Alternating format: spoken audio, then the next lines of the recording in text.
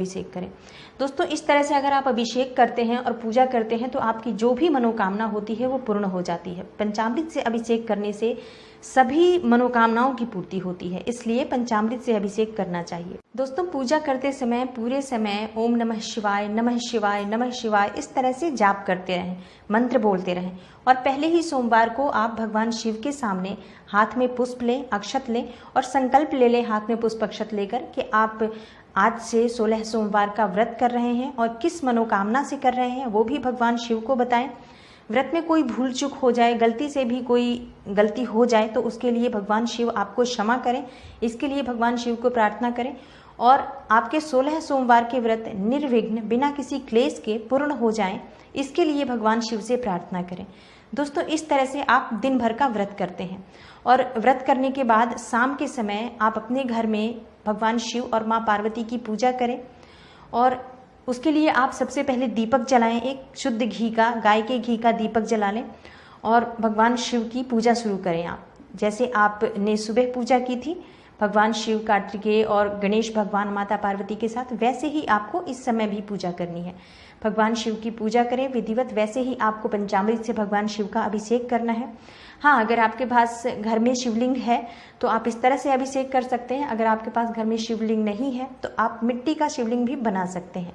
और अगर आप मिट्टी का शिवलिंग भी नहीं बनाते हैं तो भी चिंता करने की कोई बात नहीं है। आप सिर्फ जो भगवान शिव की परिवार सहित जो तस्वीर मिलती है वो अपने घर में, अपने मंदिर में ईशान कोण में स्थापित करें और उनकी विधिवत पूजा करें। जो आपको अभिषेक करना है वो आप थोड़े थोड़े छींटे डालें आप पानी के भगवान की फोटो पर और आपका अभिषेक संपन्न हो जाता है।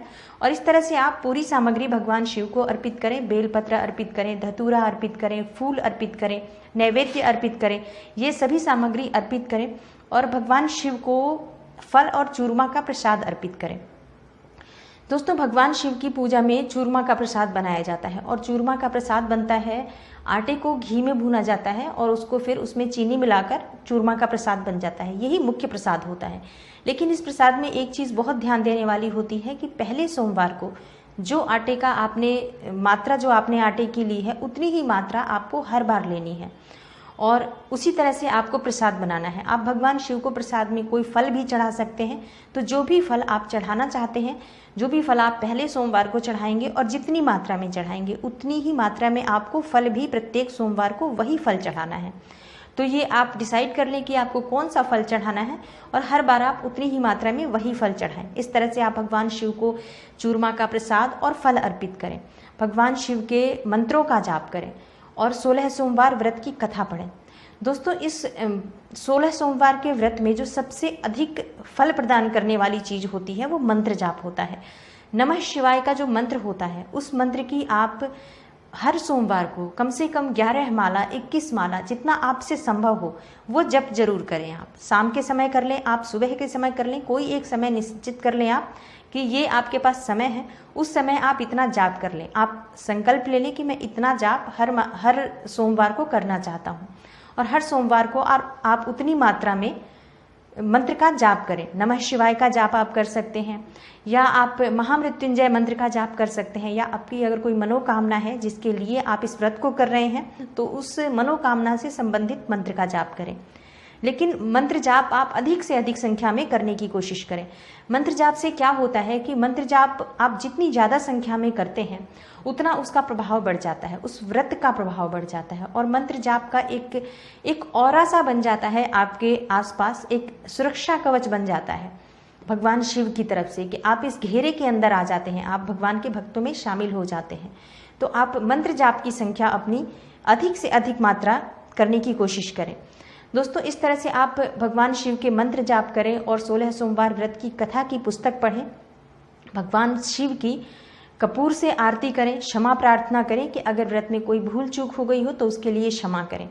उसके बाद आप प्रसाद जो आपने भगवान शिव को चढ़ाया है उसके 3 हिस्से कर लें। जो भी प्रसाद आपने चढ़ाया है, चूरमा चढ़ाया है, केले चढ़ाए हैं, इन सभी के 3 हिस्से करने हैं आपको और एक हिस्सा आप गाय को दे दें या गाय ना मिले तो आप ब्राह्मण को दे सकते हैं। अपने परिवार के सदस्यों को एक हिस्सा वितरित कर दें और तीसरा हिस्सा आप स्वयं ग्रहण करेंगे प्रसाद स्वरूप, भोजन स्वरूप, जो भी आप मान लें। इस तरह से आपका व्रत और पूजा पूरी हो जाती है दोस्तों। और रात्रि के समय भगवान शिव का स्मरण करते हुए ही सोएं। पूरे दिन आप भगवान शिव का स्मरण करते हुए बिताएं। इस तरह से आपकी एक दिन का ये व्रत होता है वो पूरा हो जाता है। और ऐसे ही आपको हर 16 सोमवार तक ये व्रत करना है। दोस्तों आप जानते हैं कि उद्यापन कैसे किया जाता है 16 सोमवार के व्रत का। दोस्तों 16 सोमवार का व्रत करने के बाद 17वें सोमवार को इसका उद्यापन किया जाता है। कुछ लोगों को लगता है कि 16 सोमवार के व्रत में 16वें सोमवार को उद्यापन कर दिया जाता है, लेकिन ऐसा नहीं होता है। 16 सोमवार आप पूरा करें, उसके बाद आप 17वें सोमवार को इसका उद्यापन करें। और उद्यापन के लिए हो सके तो आप किसी योग्य विद्वान ब्राह्मण को बुलाएं।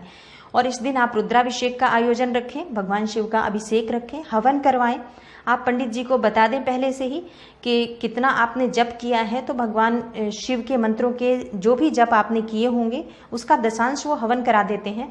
और इस तरह से आपको व्रत का और जाप का बहुत अच्छा फल मिलता है, संपूर्ण फल आपको मिल जाता है। ब्राह्मण बुला लेने से ये हो जाता है कि जो भी उसमें विधि होती है, विधान होता है, वो सब अच्छे से ब्राह्मण देवता करवा देते हैं। किसी गलती की कोई गुंजाइश नहीं रह जाती है। दोस्तों ब्राह्मण को भोजन जरूर करवाएं, उन्हें दान दक्षिणा दें। और ब्राह्मण को भोजन में आप खीर का भोजन करवाएं, खीर जरूर बनवाएं। खीर पूरी करके आप भगवान शिव के को भी अर्पित करें और ब्राह्मण देवता को भी भोजन कराएं। दान दक्षिणा दे ब्राह्मण को। और दान में आप दे सकते हैं चावल का दान कर सकते हैं, दूध दही का दान कर सकते हैं। सफ़ेद वस्तुएं जो भी होती हैं वो सोमवार के व्रत में दान की जाती हैं, तो सफ़ेद वस्त्र दान करें। चांदी अगर आप समर्थ हैं तो दान करें। इस तरह से आप सफ़ेद वस्तुओं का दान करें और यथासंभव उन्हें दान दक्षिणा देकर उनका आशीर्वाद प्राप्त करें। तो इस तरह से आपका ये व्रत और उद्यापन पूर्ण हो जाता है। हाँ, भगवान शिव से आप क्षमा प्रार्थना कर लें कि इस दिन आपने 16 सोमवार का व्रत जो पूर्ण किया है उनकी कृपा से किया है। और अगर इस 16 सोमवार के व्रत में किसी भी तरह की कोई भूल चूक हुई हो तो उसे भगवान शिव क्षमा करें, आपकी मनोकामना पूर्ण करें। और जाने अनजाने किसी भी तरह की भूल चूक हुई हो तो उसके लिए भगवान शिव और माँ पार्वती से आप क्षमा प्रार्थना कर लें। दोस्तों 16 सोमवार के व्रत में एक नियम और होता है कि हर सोमवार को जब आप व्रत करते हैं तो किसी विवाहित जोड़े को उपहार स्वरूप कुछ न कुछ जरूर देना चाहिए।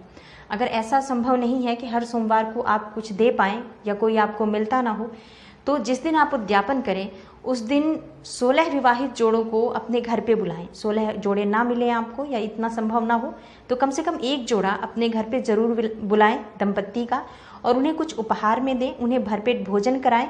इस तरह से आपका ये व्रत पूर्ण होता है। इस तरह पूरे विधि विधान और नियम से अगर आप व्रत करते हैं तो भगवान शिव की कृपा से सभी मनोकामनाएं पूर्ण हो जाती हैं।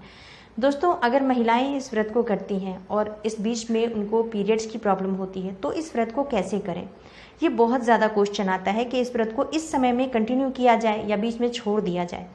तो दोस्तों ऐसे समय में भी आपको ये व्रत करना होता है, इसको कंटिन्यू करना होता है, लेकिन आप पूजा नहीं कर सकते हैं। आप ये पूजा अपने घर में किसी से करवा लें, कोई सदस्य हो तो, या कोई ब्राह्मण बुलाकर भी आप ये पूजा करवा सकते हैं। पर व्रत आपको हर बार की तरह ही करना है, शाम को उसी समय भोजन करना है और कंटिन्यू करना है। आपको ये व्रत छोड़ना नहीं है। अगर आप व्रत छोड़ देते हैं किसी भी वजह से तो आपका ये 16 सोमवार का व्रत जो है वो खंडित माना जाएगा और इसका आपको पूर्ण फल नहीं मिलेगा। तो परिस्थिति जो भी हो आपको 16 सोमवार का व्रत करना ही होता है। दोस्तों ये व्रत जो आप करते हैं ऐसे समय में भी वो भी काउंट होता है, गिना जाता है 16 सोमवार के व्रत में, और उसका भी आपको पूरा फल मिलता है। तो निश्चिंत होकर आप इस व्रत को पूरा करें और भगवान शिव की कृपा आपको मिलती है अगर आप ये व्रत अच्छे से पूरा कर लेते हैं, विधि विधान से पूरा कर लेते हैं। तो दोस्तों इस व्रत को पूरे श्रद्धा भाव और नियम पूर्वक से अगर करते हैं तो मनोकामना चाहे जो भी हो वो पूर्ण हो जाती हैं। दोस्तों उम्मीद करती हूँ कि 16 सोमवार के व्रत से जुड़ी ये जानकारी आपको ज़रूर अच्छी लगी होगी। वैसे मैंने पूरी कोशिश की है कि इसमें मैं पूरी जानकारी आपको दे पाऊँ, पर फिर भी अगर इसमें कुछ रह गया हो, कोई क्वेश्चन रह गया हो आपकी तरफ से, तो आप कमेंट बॉक्स में कमेंट करके मुझसे पूछ सकते हैं और मैं कोशिश करूँगी कि मैं आपको उन सवालों का जवाब दे सकूँ। दोस्तों मैं मिलती हूँ आपसे अगली वीडियो में किसी नई महत्वपूर्ण